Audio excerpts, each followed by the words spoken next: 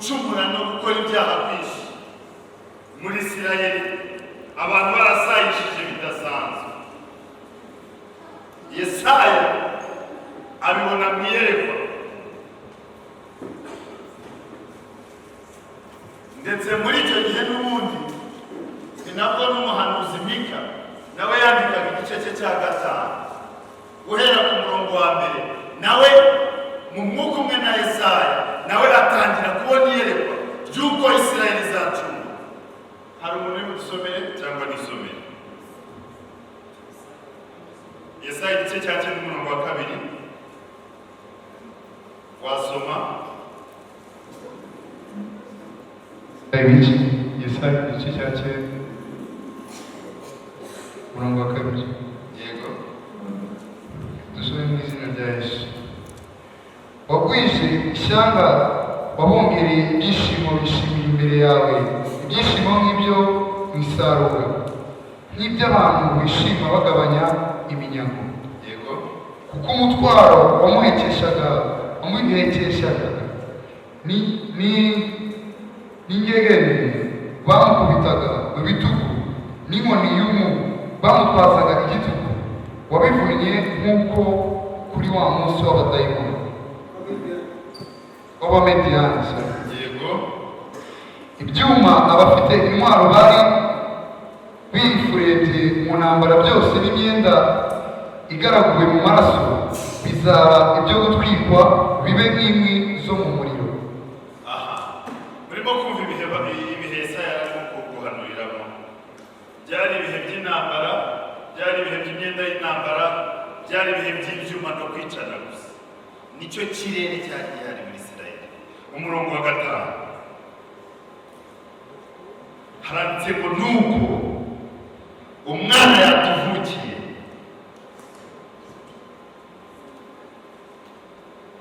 duhawe umwana w'umuhungu. Aha ni imyaka 700 mbere y'uko Yesu avuka, 700 BC. Nuko umwana yatuvukiye, duhawe umwana w'umuhungu. Uwo mwana w'umuhungu uzavuka, umva ibintu byagombaga kumuranga. Icya mbere, ubutware buzaba ku bitugu bye. Icya kabiri, azitwa igitangaza. Izina rye rizahinduka ikimenya bose. Azahinduka igitangaza cy'ivuka. Abo mu mahanga yose bazamenya ko yavutse. Ubutware buri mu bitugu bye. Icya gatatu, azaba umujyanama. Mubishe ko umujyanama yavutse. Inama ye niyo izaba ari ukuri, kuko ubushake bwe buzajya buhura n'ubushake bw'Imana. Icya kane, umwami w'amahoro. Oya. Icya kane, Imana ikomeye. Icya gatanu, azaba data wa twese uhoraho. Icya gatandatu, azaba umwami w'amahoro. Aho yavukiye hari intambara zikomeye, hari ukunyaga no kunyagana, hari ibyo byose. Akivuka gusa amahoro azaboneka, kuko umwami wayo aba yaje. Umurongo wa 6 haravuga ngo gutegeka kwe n'amahoro bizagwirira ku ntebe ya Dawidi, n'ubwami bwe bitagira iherezo, kugira ngo bibukomeze bibushyigikize guca imanza zitabera no gukiranuka, uhereye none ukageza iteka ryose. Ibyo ngibyo Uwiteka Nyiringabo azabisohoresha umwete we. Iki gihe haburaga imyaka 700 yose ngo Yesu avuke. Yesaya arabibona neza, arangira arabwira ngo mwebwe umutima muhumure, dore twebweho umwana w'umuhungu aratuvukiye, ngo kandi uwo mwana w'umuhungu ubutware buzaba buri ku bitugu bye. Ibi ngibi by'abatware bacu bigira, ibi ngibi by'abayobozi bacu baba abanyantege, uwo mwana ugiye kuvuka ubutware azabubakuraho ahubwo abushyire ku bitugu bye. Ikindi azaba ari umujyanama wacu, ikindi azaba ari Imana ikomeye, ikindi azaba ari umwami w'amahoro. Mbere y'uko Kristo avuka muri Isirayeli no muri Betelehemu bagiraga imigenzo n'ubundi y'iminsi mikuru muri iki gihe gisoza umwaka, mu mpera z'umwaka, aho bajyaga bashima barimo gusingiza Imana yabo y'izuba. Kristo avutse mu kinyejana cya kabiri ahindura imigenzo n'imigenzereze yabo, ahindura ibyo bizihizaga n'ibyo bashimaga, ahindura umunsi witwaga uw'izuba, uw'Imana y'izuba, uhinduka umunsi w'amavuko ye, kuko yari amavuko ahindura ibihe. Uyu munsi nibyo bihe turimo, turi mu bihe natwe byo kwizihiza iyo sabukuru ikomeye ku buzima bwacu, aho turimo turirimbana n'uyu muririmbyi waririmbye indirimbo y'164 yaranditse aravuga ngo Yesu yavukiye i Betelehemu, ngo bamuryamishije mu muvure, ariko ni umunyambabazi nyinshi cyane, ngo nguko uko yaje ashaka. Ese yaje kudushakira iki? Adamu na Eva babaga muri presence y'Imana, bamaze gukora icyaha, igice cya 3:9, Imana ije kubareba ngo barihishe, bajya kure yabo kubera gukina. Bamaze kujya kure yabo, Imana yabaza 9, ngo Adamu uri hehe? Ahari naho yarishe yarahazi, ariko ntabwo ariko yashubije. Yatangiye kuvuga ngo umugore w'Imana yari yamaze, yatangiye mu mazanye ibintu byo kujya irelevant. Kera twiga bajyaga bakubaza ikibazo kimwe ugasubiza ibiterekeranye, babwira ngo agire. Byatangiriye kuri Adamu, niwe babajije ikibazo asubiza ibintu biterekeranye. Kubera iki? Iyo wamaze kuva mu kubaho kw'Imana ntabwo wasubiza ibyerekeranye, kuko ntabwo ubizi.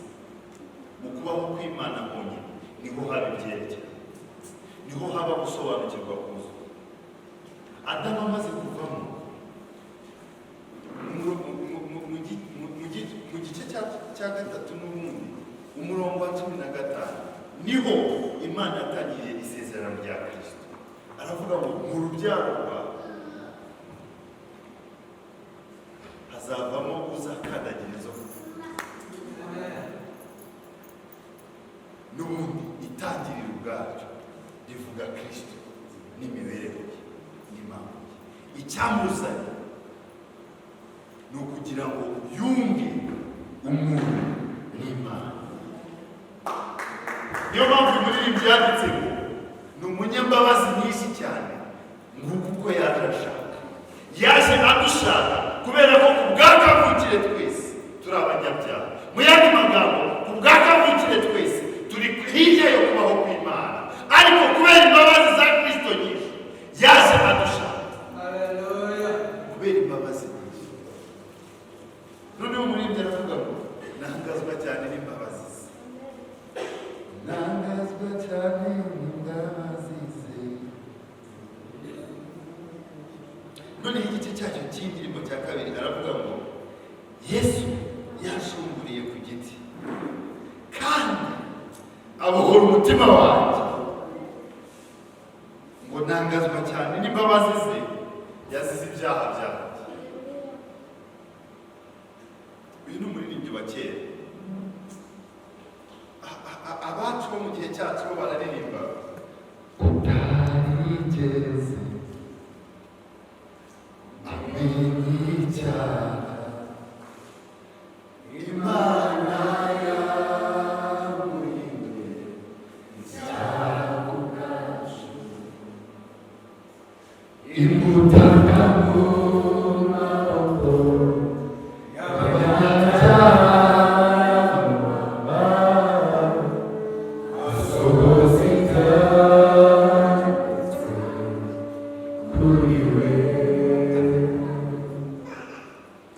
utarigeze amenya icyaha, utarigeze na rimwe mu buzima bwe acumuraho, yahinduwe icyaha. Noneho Imana kubera imbabazi nyinshi dufitiye ihitamo gutanga umuziranenge kugira ngo ajye gucungura abanyabyaha natwe. Uyu muririmbyi nawe arandika ngo Yesu yacunguye ku giti, ku musaraba niho yameneye amaraso, ni naho yaducunguye. Ngo kandi amaze kuducungura ku giti, uyu muririmbyi yaravuze ngo kandi abohoye umutima wanjye.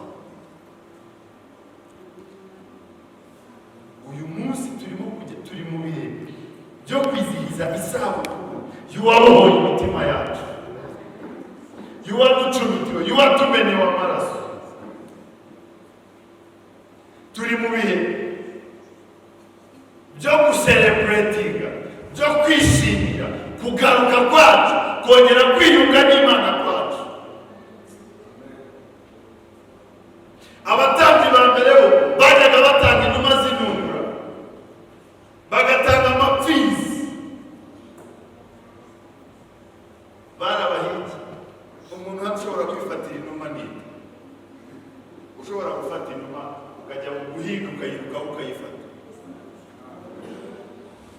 Ni inuma se birazi? Nta kibazo. Ufite ibimasa ashobora gutambira ibyaha bye agakira. Ukavuga uti njyewe abaye ari ku bimasa sinariho. Ari ugutanga imfizi ibyaha byanjye nkabibabarira.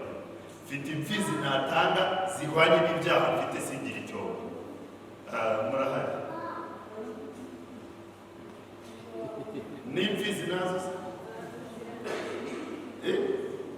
Ntacyo, reka tuve mu mfizi yenda zirajya. Tujye mu nama.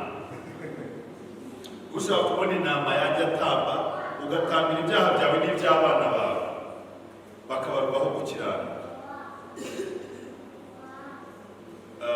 Barahari. Tubyoroshye tuvuge inkoko. Inkoko zo zirahari.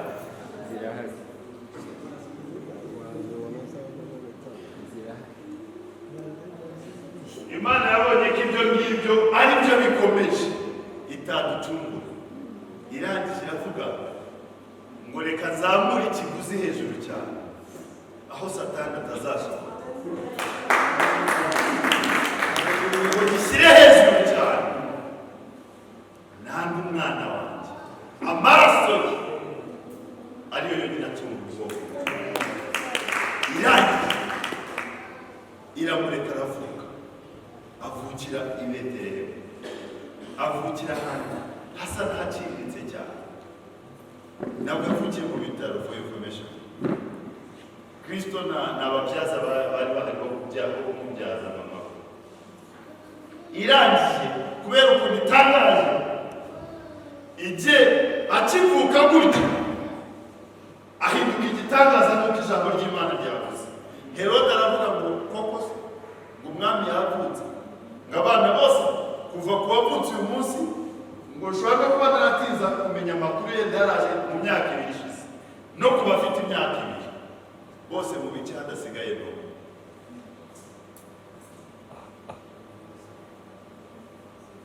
Barabona ukuntu ubwami bwe bukomeye, n'uwari umwami wari ufite ingabo nyinshi, yatewe ubwoba no kuvuka kwe konyine. Aravuga ngo bose kugeza ku myaka 1. Ariko kubera umugambi w'Imana ntabwo Kristo yagombaga.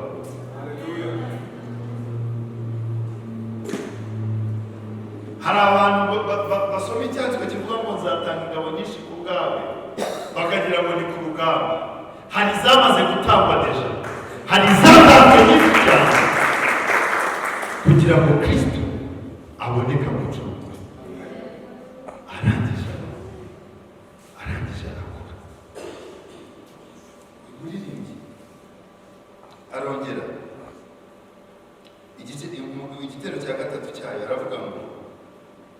Yesu ntahwema gukiza abantu. Ntitugasubire ariko mu ngeso zacu mbi, ngo tuzabane nawe mu ijuru. Araduhamagara, ntabwo ahwema, ntabwo atuza kudukiza, nta nubwo azigera arekera aho ngaho. Ariko Bibiliya aravuga ngo ni byiza ko natwe tudasubira mu ngeso zacu mbi kugira ngo tuzabane n'uwo muntu mu ijuru, kuko ahora ahamagara.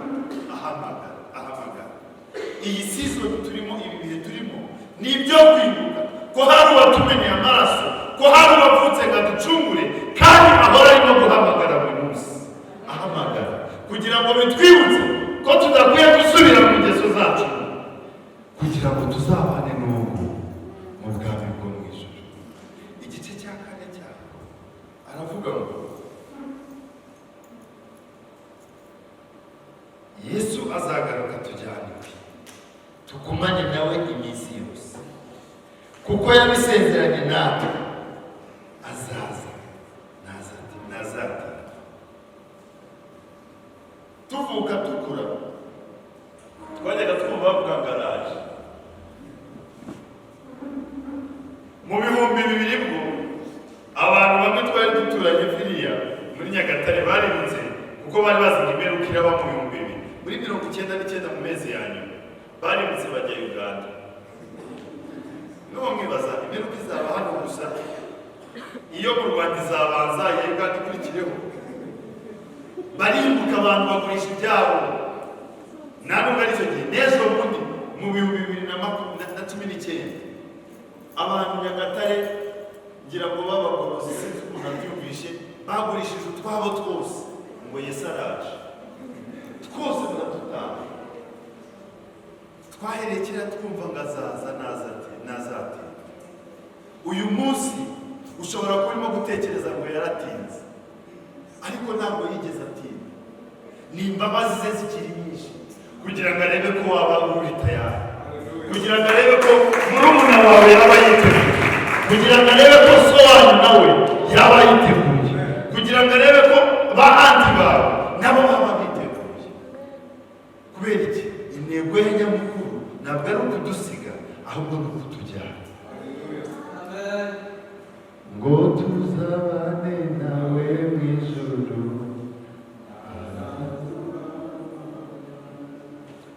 Ntabwo intego ye ari ukudusiga hano, intego ye ni ukutujyana.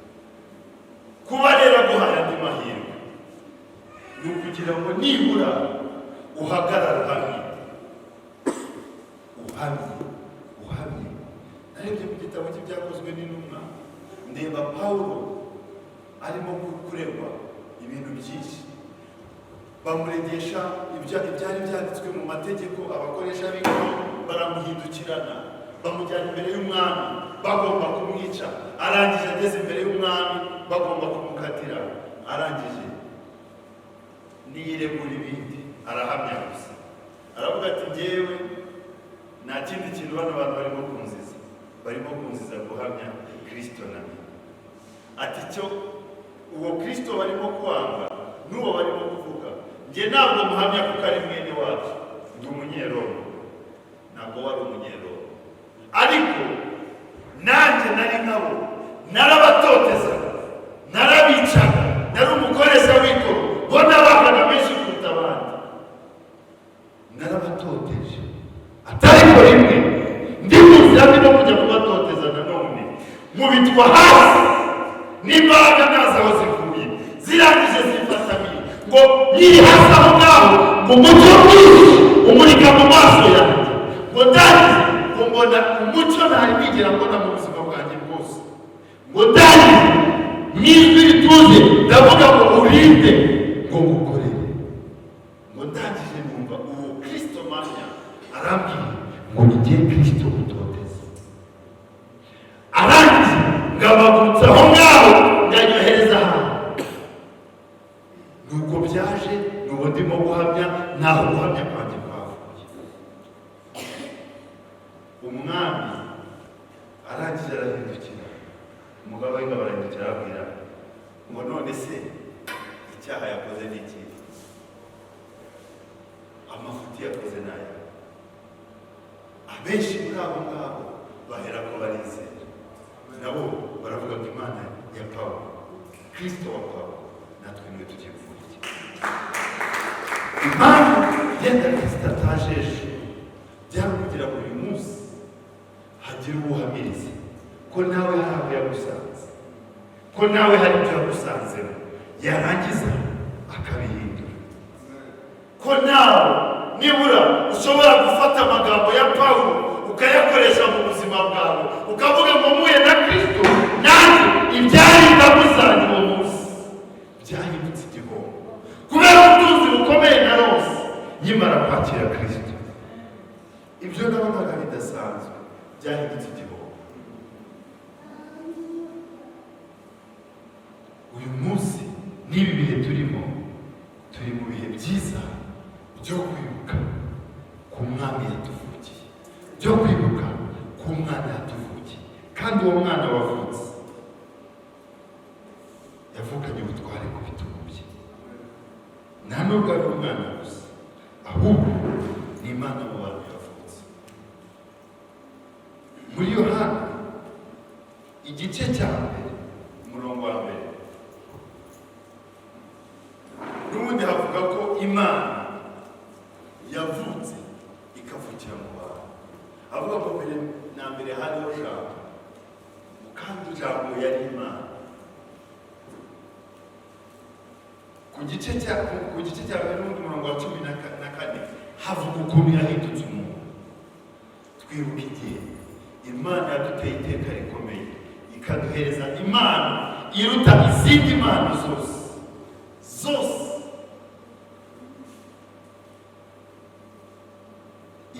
Muri ibi bihe turimo nibwo twabonye Imana kado iruta izindi zose.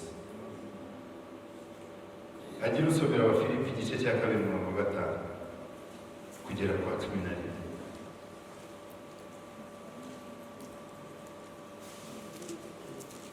Abafilipi 2:5-11. Undi andebera Abaroma 6:23. Ni nibyo bice turi busome gusa. Yego soma. Abafilipi umurongo wa 5. Yego. Aravuze ngo mugire wa mutima wari muri Kristo Yesu. Ngo mugire wa mutima, mugire umutima wari muri Kristo Yesu. Uwo nubwo yabanje kugira akamero k'Imana, we nubwo yari Imana, ntiyatekereje yuko guhanwa n'Imana ari ikintu cyo kugundirwa. Ntabwo yatekereje ko guhwana n'Imana ari ikintu cyo kugundirwa cyane, ahubwo yisiga ubusa ajyana akamero k'umugaragu w'imbata. Ahubwo arangije arabibona, abibona nk'aho ari iby'agaciro gakomeye, ariko abona kuducungura bifite agaciro karuta kumera nk'Imana. Arangije ngagira ishusho ry'umugaragu, atari umugaragu usanzwe, wa wundi w'imbata, wa wundi w'umucakara, wa wundi utagira uburenganzira na bumwe. Yewe kandi amaze kuboneka afite ishusho y'umuntu, yicisha bugufi, aca bugufi cyane, araganduka ntiyanga no gupfa, ndetse urupfu rwo ku musaraba. Araganduka, ntibyaba kuganduka gusa, nta nubwo yanze no gupfa, nta nubwo yemeye gusa gupfa urupfu rusanzwe nk'uko abandi bantu bapfa, noneho yemeye gupfa urupfu rwo ku musaraba rwajyaga rupfa ibisambo gusa, rwapfaga za ruharwa gusa, rwapfaga ba bandi bananiranye, yemera kubarirwa. Yewe umurongo wa 11 ni gusoreza. Nicyo cyatumye Imana imushyira hejuru. None ijambo ry'Imana yavuga ngo nicyo cyatumye uwo Kristo Imana imushyira hejuru, ikamuha izina risumba ayandi mazina yose, imuhereza izina rya Yesu risumba ayandi mazina yose, kugira ngo amavi yose apfukame mu izina rya Yesu, kugira ngo amavi yo ku isi yose apfukame muri iryo zina, ari ay'ibyo mu ijuru ndetse n'amavi y'abamarayika n'abakerubi, cyangwa ibyo mu isi, ndetse n'amavi yo mu isi yose, cyangwa ay'ibyo mu isi yose, cyangwa ndetse n'amazina y'ibyo mu isi yose, kandi indimi zose zihamye ko Yesu Kristo. Noneho indimi z'abatuye isi zose ze kugira ibindi zihamye ko Yesu Imana wa twese ari Imana. Himbazwe. Kandi Imana Data wa twese ihimbazwe.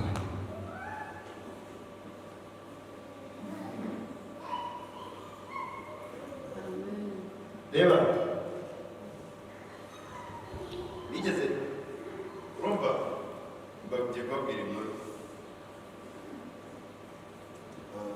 mu bihumbi 2019 ejo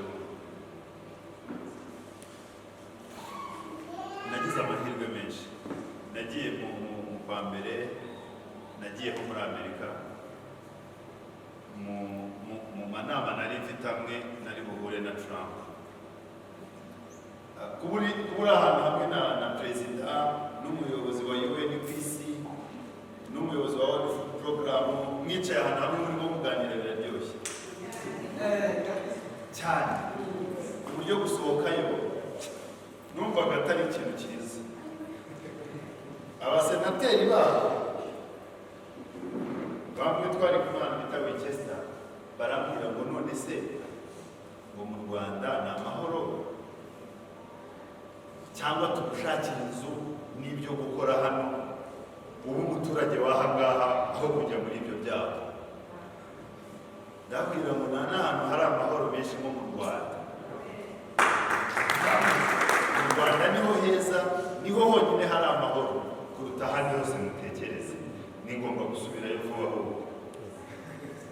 Ndagaruka mu kwa karindwi k'uwo mwaka ngira ngo Minisiteri y'Urubyiruko inuma guhagararira u Rwanda mu nama ya Commonwealth muri Uganda. Icyo gihe muri umwana wacu na Uganda ukuntu byari bimeze, ntabwo byari byiza. Iyo usanga waje icyo gihe twari kugira ngo waje kureba naganira, ntabwo byari byiza na gato. Ariko muri icyo gihe bantumaye ndangije ndavuga reka ngende nizere Imana. Ngeze ku kibuga cy'indege Entebbe nsanga ibintu byahinduye isura. Urumva nari nagiye nkamotanyi wa wundi wowe uzi umuhungu wa Kabego hepfo hariya. Ngezeyo nsanga Commonwealth yafashe ibintu bigira ibitangaza. Bategereje umuntu, bafite igipakarite kinini, umusore wambaye kositime agifashe gutya cyanditseho amazina yanjye ni mu Rwanda. Ndavuga bino bintu se noneho ndagenda ndamubwira ngo ni njyewe. Arangije ngo n'indi protokoli iraje, abandi bantu bane barangije batangira kunyakira. Ivarisi bari bayitwaye kare, urumva nubwo nari nzi ko ari uko bimeze, nari kuba najyanye ivarisi nyinshi nari natwaye, ariko bari bakanyatse. Barangije banjyana hepfo gato barambwira ngo hari undi mugenzi wawe nawe turi bufate hano, indege yakerereweho isaha imwe, urumva wamutegereza? Ndabwira ntabwo igihe mfite cyanyemerera. Icya mbere ntabwo nari nizeye umutekano waho, nabonaga yego baje kunyakira ariko numva nshaka kuba ndi ahantu harimo sefu, ku kibuga n'akavuyo kawe n'ibihe byari bihari. Ndabwira ngo igihe mfite ntabwo byakunda. Barambwira ngo nta kibazo, abandi baraza kumufata. Ndabwira ntacyo, it's okay. Valise barayikora turagenda.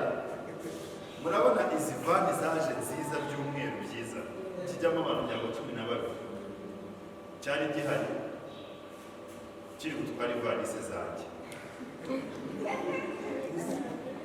gusa. Harimo abashinzwe umutekano wazo na protokoli ishinzwe amabara, bayishyiramo nubwo bakinguye bashyizemo ivalise ngira ngo nanjye niho ngomba kwinjira. Arambwira ngo ni hariya. Banyobora ku yindi vewiti nziza cyane ifite plaque y'umutuku. Barakingura hano, ugomba gukingura kingura umuryango w'inyuma pana kwa shoferi mukavuyo ya. Bakijya kwigira imbere gato, konvoyi ya gisirikare imbere icana cya gitari itangira gushaka. Noneho ibintu bihinduye isura, iragenda mbona iyanjye ikurikiyeho, iyi ivarisi inyuma yayo hazi iyi konvoyi. Mutiyaje ya Kampala abajyayo barayizi, ntabwo icyo gihe nsinzi ahantu yari yagiye. Bayikuye mu kare baragenda bajya ahantu bita kuri Sheraton Hotel. hoteli nziza mu bwoko bwa Marriott cyangwa Convention Ugina bashyirayo nsanga icyumba babukinze kera navuze amazina yanjye banyereka ahantu sinya gutya ndasinya baga bari bayijyanye hejuru banyoborayo ndagenda nsanga icyumba igitanda ni king size room runini ndavuga hano hariho uruganiriro hari ahantu ngomba kwakira igifite salo igitanda cyo muri hoteli gifite salo yo kwakiriramo abashyitsi ndabireba baragenda bamaze kugenda nshyira amafi imbere y'igitanda ndavuga ngo ma ushimwe ko niba ngibi bikoze mu buzima numva birahagije numva ndanyuzwe ibyo birahagije buri mu gitondo bazaga kumfata aho kuri hoteli bakajyana kuri parliament ya Uganda icyumweru kirashira ari uko protocol imeze banyigurira ibintu byose mashini bayinumaza ndamugaramenye iyo protocol biriya bintu ni byiza nujye gutinda kumugana icyumweru kimwe gusa numvaga nta kintu cyiza n'icyo n'ibitekerezo natangaga muri iyo conference byari ibyo kuri high class bisobanutse ari byo ku rwego rukomeye icyumweru kirarangira conference irasoza nari nemerewe kwakira abantu bakaza bagakonsoma ibyo bashaka nkasinya gusa ntabwo nari za mafaranga agomba kuva ariko bagomba kubyishyura nibo bari banduye abantu baraza ikibazo babaye bake kugira abantu bacyaha babikoze nk'aha ngaha mwari nabaha amasaha atandukanye kuzira birangiye protokoli n'ubundi nka yayindi basubiza ku kibuga fata indege ndagaruka ndaza Rwanda ngera ku kibuga cy'indege kwa kundi usohoka igihe cyose haba hari abantu bafite uduhunuza bategereje abandi ndeba nta n'umwe ufite akanjye kandi ni iwacu ndabireba muri parikingi nawe wari waje kumfata nkurura akavarisi nsohoka ikibuga ngeze hanze y'ikibuga hari hafi ya roundabout ndeba kwishyura taxi vatiri mbona ndaba niteye icyuma nicara ku kamoto mfata ndataha nagenda njya ngeze mu rugo umutima kwihangana birawunanira musubiraho inyuma gato nibwo nabonye ko gukomera ari byiza ni nabwo nabonye impamvu izatuma nzazashyigikira abaperezida bose kugeza Imana ishimye ko bagenda ariko biriya bintu ni byiza nabashaka kubereka n'ibibazo igihe byari iby'umuntu usanzwe nta nubwo byari kuri level ya presidential noneho impamvu ndazanye iyo nkuru niyi ntabwo ari ukubabwira ko nateze moto naha nkata agaciro cyangwa yenda bamanuye protocol byari ukubereka ko Kristo we ntabwo yari afite icyubahiro nk'icyo nari mfite icyo cyari giciriritse cyane we yari n'Imana arangije ngabona ko kumera nk'Imana atari ibyo kugundirwa cyane icyubahiro cye cy'ubumana niyagiha agaciro nako njye natekerezaga nakabaye nk'Umana biriya bintu akibona nk'igifite agaciro gake atari uko atari amahitamo ye we yari afite amahitamo yo kuvuga ngo nyuzwe n'ibi birampagije nibarimbuka barimbuke ariko simva mu bumana bwawe arangije arabibona aravuga ngo nubwo bigayitse guhindukamo umuntu nubwo bigayitse kuvukamo umuntu ukiritse ngavukira mu kiraro nubwo bigayitse kuba nakwemera kuzapfa nk'umuntu kandi n'Imana nubwo bigayitse kuba nazabambwa ku musaraba nk'ibisambo nibyo misemo ariko cy'ubwoko nibyo misemo nibyo bitishije kumera nk'Imana nibyo bitishije icyubahiro cyawe nibyo baye agaciro kuruta ikindi cyose misemo kugenda ngo mvuke kugira ngo acungure umuntu. Arangije afata ayo mahitamo, arangije yiyamura icyubahiro cye. Biragoye kumva agaciro k'icyubahiro yiyamuye, ariko ukoresha urwo rugero rwa muntu nabahaye rw'icyubahiro njye na tesitize, warangiza ugatega moto ya turuwasi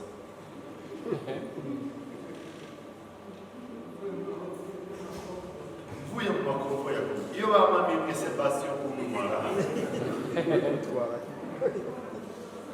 mwibaze ari wowe uri mu bihe nk'ibyo nari ndimo, bakaguhitishamo kuguma muri ubwo buzima no kugaruka ukajya muri bwa bundi nababwiye bari kuza yego bari kubyifuza, wabireka se? Nta muntu wanga ibyiza arabibona, twese dukunda ibyiza, rimwe na rimwe nuko tutabibona byose, ariko uwari ubifite we mu bubasha bwe n'ubushobozi bwe, uwari ufite amahitamo yo kuvuga ngo yasinjyanye. Erega Imana yari yabanje kugerageza ibizima ngo ari byo biza, ibizima biravuga ngo yahamangare kafatira. Abamarayika aragerageza ngo barebe ko hari uwaza gucungura isi, barabura. Arabura mu bizima, arabura mu bamarayika, hose yarabuze. Kubera iki? Ko bumvaga ibyo bafite bifite agaciro kuruta ubuzima bwacu budashira bw'iteka ryose. Kristo arangije aratwitegereza, aratureba, urukundo ruramusaga, aravuga ngo reka babeho. Ariko kugira ngo babeho ni uko njyewe niyamura iby'agaciro byawe.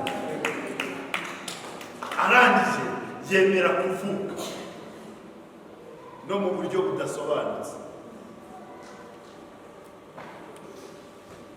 Iyo usanga yakoresheje protokole y'abantu, yari kuvukira kwa Herode, kuko niwe wari umwami kandi yaraje kuba umwami w'amahoro gusa. Byari byoroshye kuba umwami uri umwana w'umwami, ariko arabireba aravuga ati reka Mariya udafite epfo na ruguru ari we mvukira. Ahitamo kuba umugaragu, atari umugaragu gusa, ahubwo w'imbata.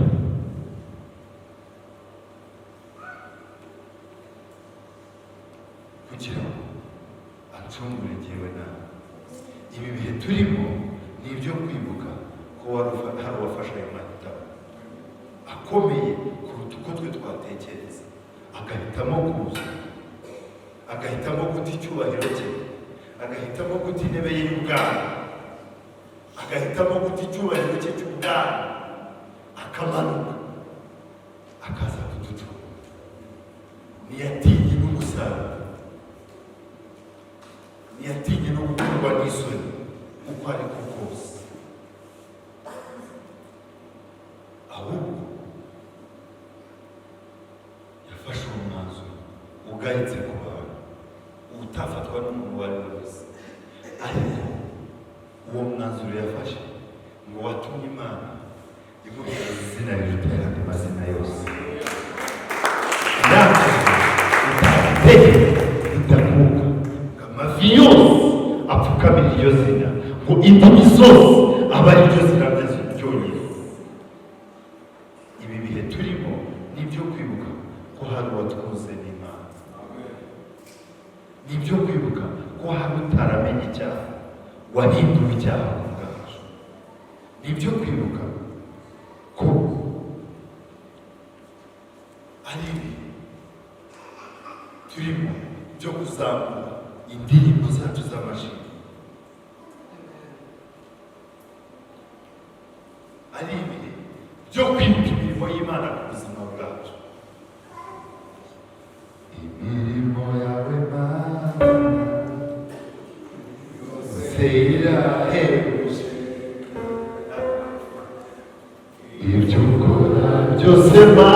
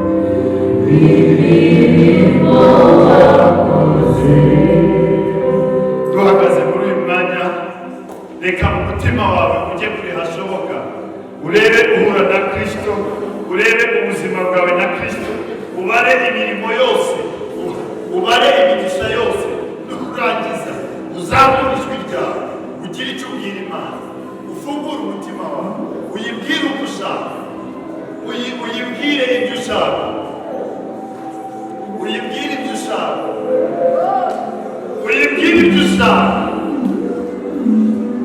uyibwire ibyo ushaka, uyibwire uko ushaka gusoza uyu mwaka uyitekerezaho, uyibwire uko ushaka gusoza uyu mwaka ubanye nayo, uyibwire uko ushaka kubana nayo mu buzima bwawe busigaye. Wabona Kristo azaza ejo kujyana itorero, wabona azaza ejo bundi, uyibwire uko ushaka kugendana nayo kugeza Kristo aje gutwara.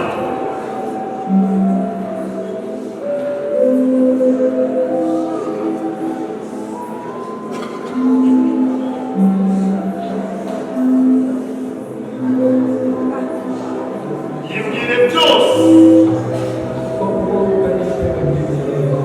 yibwire byose,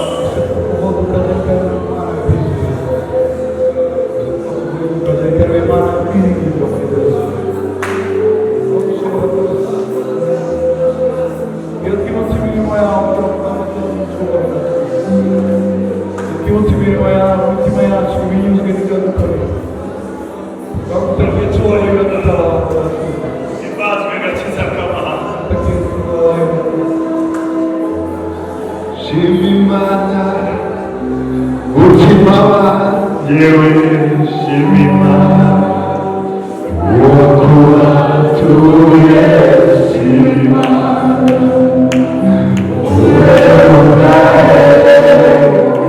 shima Imana,